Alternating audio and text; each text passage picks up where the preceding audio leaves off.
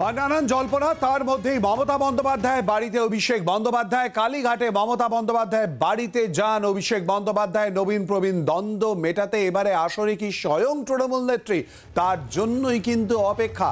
আরো জানবো বিস্তারিতভাবে, সে নিয়েই কথা বলবো। সরাসরি রয়েছে আমাদের প্রতিনিধি শ্রেয়সী গঙ্গোপাধ্যায়। শ্রেয়সী, আমরা জানি অভিষেক বন্দ্যোপাধ্যায় ইতিমধ্যেই কালীঘাটে পৌঁছেছেন তৃণমূল সুপ্রিমো মমতা বন্দ্যোপাধ্যায়ের সঙ্গে দেখা করার জন্য। কি জানতে পারছো সূত্র মারফত, কি খবর?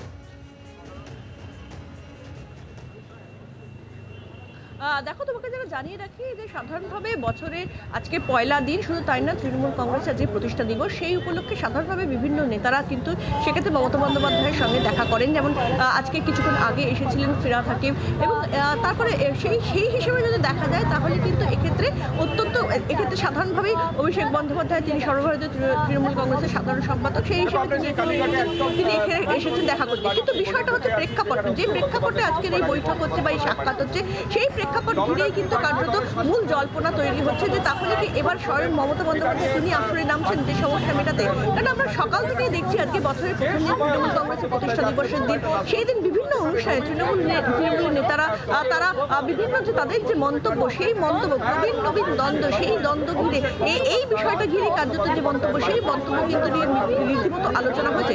যেখানে আজকে আমরা সকালে দেখতে পেয়েছি যে প্রার্থী প্রতিষ্ঠা দিবসে সুব্রত বসু তিনি বলছেন যে মমতা বন্দ্যোপাধ্যায়কে সামনে রেখেই কিন্তু লোকসভা নির্বাচনে লড়বে দল, এবং সেক্ষেত্রে তিনি আশা করছেন যে অভিষেক বন্দ্যোপাধ্যায় সেক্ষেত্রে পিছিয়ে আসবেন না।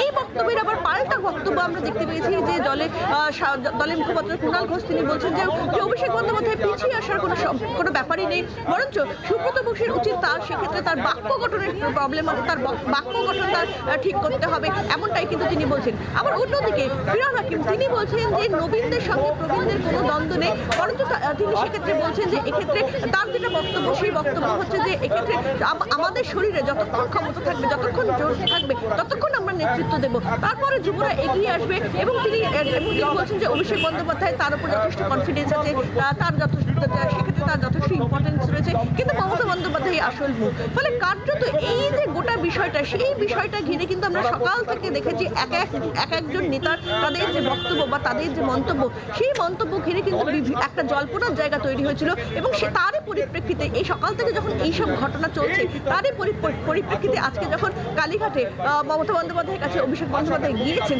তখন কিন্তু সেখানে সেই যে বৈঠক হচ্ছে বা সেই যে সাক্ষাৎ হচ্ছে, সেই সাক্ষাৎ ঘিরে কিন্তু একাধিক জল্পনা সামনে আসছে। এবং সেক্ষেত্রে কিন্তু এটা অনেকেই মনে করছেন যে কার্যত এই যে বিষয়টা, কার্যত লোকসভা ভোটের মাত্র কয়েক মাস আগে এই গোটা এই বিষয়টা মেটাতে শেষ পর্যন্ত কি আসরে খোদ মুখ্যমন্ত্রী এবং দলের সুপ্রিমো মমতা বন্দ্যোপাধ্যায়।